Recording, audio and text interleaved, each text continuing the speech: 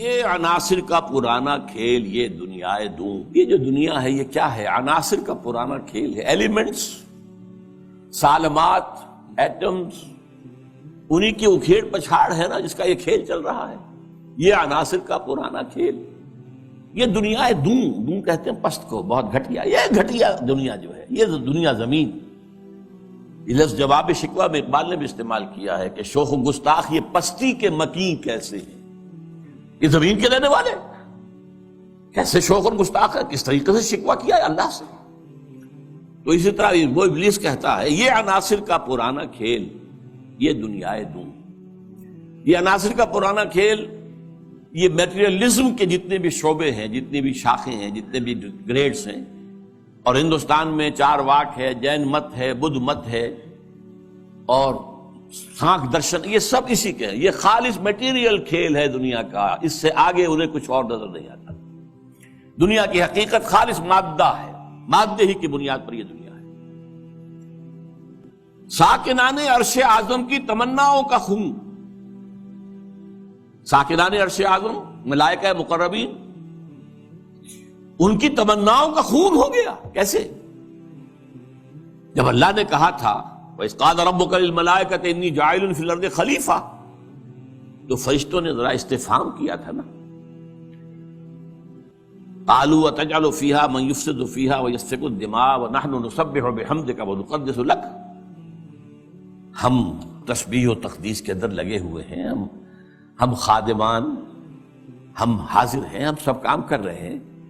ابلیس اس کو انٹرپریٹ کر رہا ہے کہ اصل میں وہ خود خواہش مند تھے خلافت کے، تو ان کی تمنا کا خون ہو گیا جبکہ آدم کو خلافت دے دی گئی۔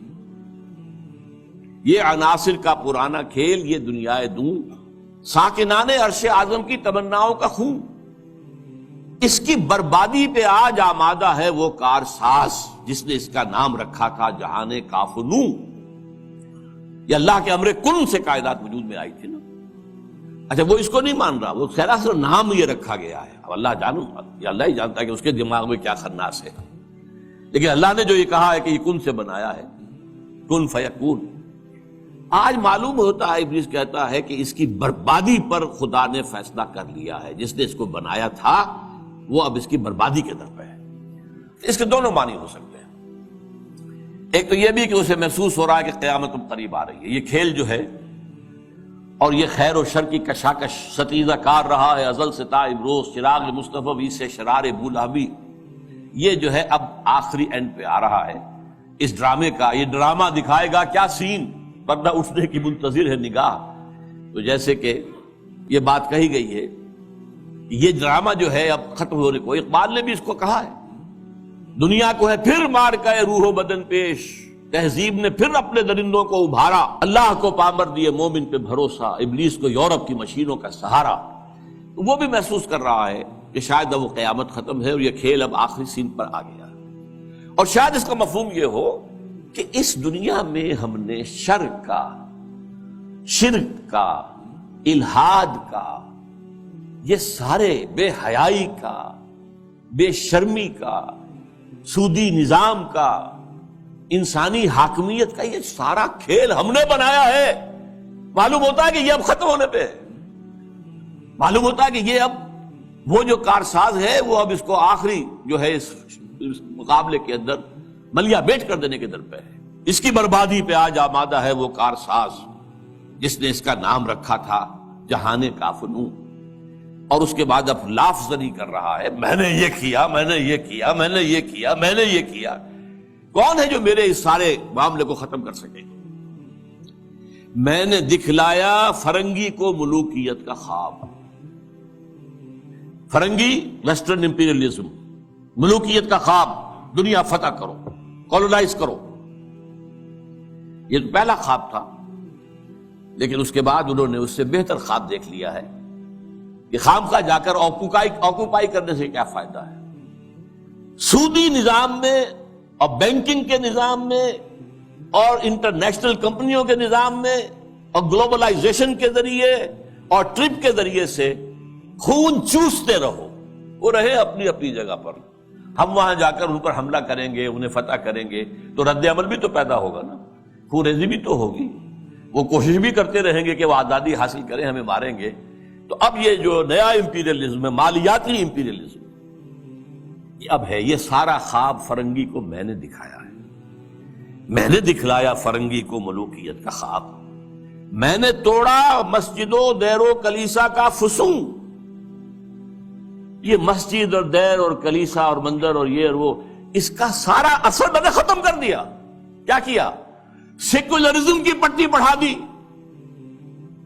بھائی یہ علیحدہ انسان کا انفرادی معاملہ ہے، کوئی مسجد میں جائے، مندر میں جائے، کہیں اور جائے، وہاں جائے، یہاں جائے، کلیسا میں جائے، سینیگوگ میں جائے، کہاں جائے، کوئی نہیں، جاؤ۔ لیکن ملکی نظام، ملکی قانون، حکومت، ریاست، معیشت، معاشرت، اس کا کوئی تعلق کسی مذہب سے نہیں۔ جو بھی اثرات تھے، جو بھی ہولڈ تھا مذاہب کا، آخر خدا کو تو مانتے تھے نا۔ اس دور حاضر سے قبل جو ہے انسان کی گمراہی صرف ایک تھی، شرک۔ وہ کیا ہے؟ ایک بڑے خدا کے ساتھ چھوٹے چھوٹے خداؤں کو بھی ماننا۔ بڑے خدا کا انکار نہیں تھا۔ اب کیا کیا گیا ہے؟ اس بڑے خدا کو اٹھا کے مسجد میں بند کر دو، مندر میں بند کر دو، سینیگوگ میں بند کر دو، چرچ میں بند کر دو، اور جہاں پورا ہمارا نظام ہم چلائیں گے۔ We are the sovereigns. Sovereignty belongs to us. ہم جو چاہے کریں۔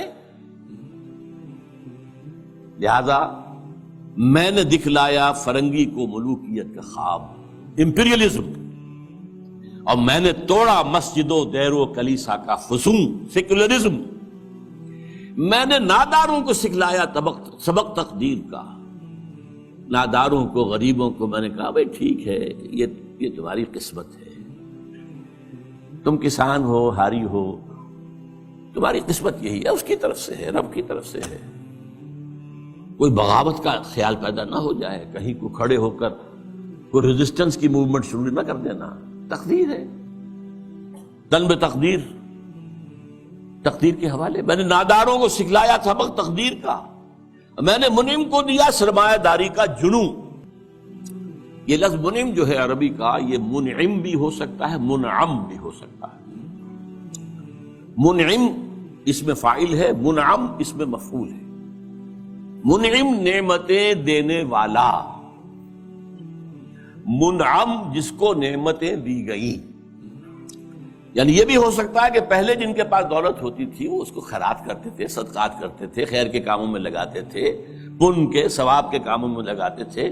میں نے اس کے بجائے کہا بیگم پاگل ہو گئے ہو، جمع کرو سرمایہ داری۔ میں نے منعم کو دیا سرمایہ داری کا جنوں، اور جس کے پاس فاضل سرمایہ دولت اللہ نے دی تھی، اس کا جو طریقہ تھا کہ یسألونک ماذا ينفقون قل العفو، میں نے کہا نہیں، جو بھی ہے جمع کرو۔